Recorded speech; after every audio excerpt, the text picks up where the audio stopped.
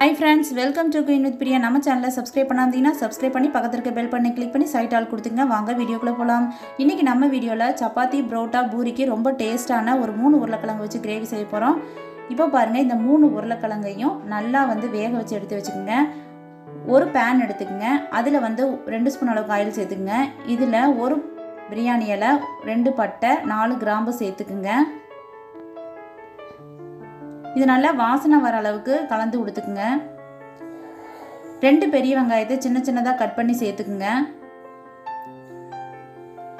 சப்பாத்திக்கும் புரோட்டாக்கும் ரொம்ப டேஸ்ட்டாக இருக்கும். ஸோ இந்த வீடியோவை ஸ்கிப் பண்ணாமல் கடைசி வரைக்கும் பாருங்கள். இப்போ பாருங்கள், 3 தக்காளி நல்லா வாஷ் பண்ணிவிட்டு இது சின்ன சின்னதாக கட் பண்ணி மிக்சி ஜாரில் சேர்த்து நல்லா பைன் பேஸ்ட்டாக அரைச்சி எடுத்துக்குங்க. இப்போ பாருங்கள், வெங்காயம் நல்லா பொன்னிறமாக வதங்கிருச்சு. இப்போ அரைச்சி வச்ச பேஸ்ட்டை இதில் சேர்த்துக்குங்க. நல்லா கலந்து கொடுத்துக்குங்க. இப்போ வெங்காயம் தக்காளி தேவையான அளவு உப்பு சேர்த்துக்குங்க. இதனோட பச்சை வாசனை போகிற அளவுக்கு நம்ம ஒரு பிளேட்டை வச்சு 1 நிமிஷம் மட்டும் வேக வச்சு எடுத்துக்குங்க. இப்போ பாருங்கள், நல்லா எண்ணெய் பிரிஞ்சு அதனோட பச்சை வாசனை எல்லாமே போயிருச்சு. இப்போ இதில் நம்ம ஒரு குடமிளகாய் எடுத்து அதை நான் பாதியாக கட் பண்ணி பாதி குடமிளகாய் மட்டும் எடுத்துக்கிறேன். விதைகளை நீக்கிட்டு இந்த மாதிரி ஸ்கொயர் ஷேப்பில் கட் பண்ணி எடுத்துக்கோங்க. குடமிளகாய் இல்லைனாலும் பரவாயில்ல, வெறும் உருளைக்கிழங்குல செஞ்சிங்கனாலும் ரொம்ப டேஸ்ட்டாக இருக்கும். இப்போ இதில் மல்லித்தூள் 3 ஸ்பூன் சேர்த்துக்குங்க. மிளகாத்தூள் 1.5 ஸ்பூன், கரம் மசாலா 1/2 ஸ்பூன், மஞ்சள் தூள் 1/2 ஸ்பூன் இதில் சேர்த்துக்குங்க. காரத்துக்கு தகுந்த மாதிரி நீங்கள் மிளகாத்தூள் சேர்த்துக்குங்க. குடமிளகாயிலையும் காரம் இருக்கும்.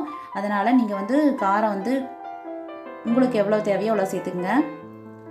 இப்போ குடமிளகாய் வேகிற அளவுக்கு நீங்கள் ஒரு டம்ளர் தண்ணி அளவு சேர்த்து நல்லா வேக வச்சு எடுத்துக்கணும். அதுக்காக நம்ம தண்ணி சேர்த்து கலந்து கொடுத்துக்குங்க. இப்போ மசாலாவோட பச்சை வாசனையும் குடமிளகாயும் நல்லா வேகணும். இப்போ ஒரு பிளேட்டு வச்சு மூடி ஒரு 1 நிமிஷம் 2 நிமிஷம் நல்லா வேக வச்சு எடுத்துக்குங்க. இப்போ அது வேகிற வரைக்கும் நம்ம ஒரு பேஸ்ட் ரெடி பண்ணிடலாம். ஒரு மிக்சி ஜார் எடுத்துக்கங்க. அதில் முந்திரி ஒரு 10-15 முந்திரி எடுத்துக்கங்க. தேங்காய் எடுத்துக்கங்க. சோம்பு 1 ஸ்பூன் அளவுக்கு எடுத்துக்கங்க. இதை ஒரு மிக்சி ஜாரில் சேர்த்து நல்லா ஒரு ஃபைன் பேஸ்ட்டாக அரைச்சி எடுத்துகிட்டு வந்துடுங்க. இப்போ பாருங்கள், இந்த மாதிரி நீங்கள் ஒரு நைஸாக அரைச்சி எடுத்துகிட்டு வந்துடுங்க. இப்போ உருளைக்கிழங்கு வேக வச்ச உருளைக்கிழங்கை நீங்கள் அதனோட தோல் பகுதியை நீக்கி இந்த மாதிரி நீங்கள் சின்னதாக கட் பண்ணி எடுத்து வச்சுக்கோங்க.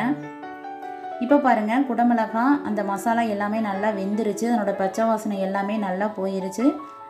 நல்லா ஒரு கிரேவி பதத்துக்கு வந்துருச்சு பாருங்கள். நல்ல ஒரு வாசனையாக இருக்குது. ரொம்பவே டேஸ்ட்டாக இருக்கும். இப்போ பாருங்கள், நம்ம அரைச்சி வச்சுருக்கிற நம்ம தேங்காய், முந்திரி, சோம்போட பேஸ்ட்டை நம்ம இதில் கலந்துருங்க. நல்லா மிக்ஸ் ஆகிற மாதிரி நல்லா கலந்து கொடுத்துக்குங்க. இப்போ நம்ம மிக்சி ஜார் கழுவின தண்ணி இதில் நம்ம சேர்த்துக்குங்க.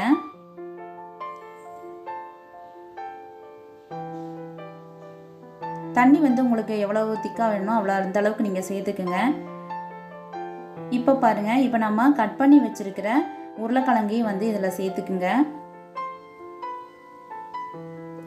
இப்போ நம்ம உருளைக்கிழங்கு உப்பு போட்டிருக்கிறோம். இப்போ வெங்காயம் தக்காளிக்கு உப்பு சேர்த்திருக்கோம். அதனால் நீங்கள் குழம்புக்கு தேவையான அளவுக்கு உப்பு செக் பண்ணிவிட்டு அதுக்கப்புறம் நீங்கள் தேவையான அளவு உப்பு சேர்த்துக்குங்க. இப்போ பாருங்கள், ஒரு 2 கொதி விட்டு எடுத்துக்குங்க. பாருங்கள், 2 கொதி விட்ட இந்த அளவுக்கு கன்சிஸ்டன்சிக்கு வந்துருச்சு பாருங்கள். கரெக்டான ஒரு கிரேவி பதத்துக்கு சூப்பராக நல்ல ஒரு வாசனையாக இருக்குது. இதில் மல்லி இலை இருந்தால் சேர்த்து நீங்கள் சர்வ் பண்ணிடலாம். இப்போ நம்ம ஒரு பவுலுக்கு ட்ரான்ஸ்ஃபர் பண்ணிடலாம்.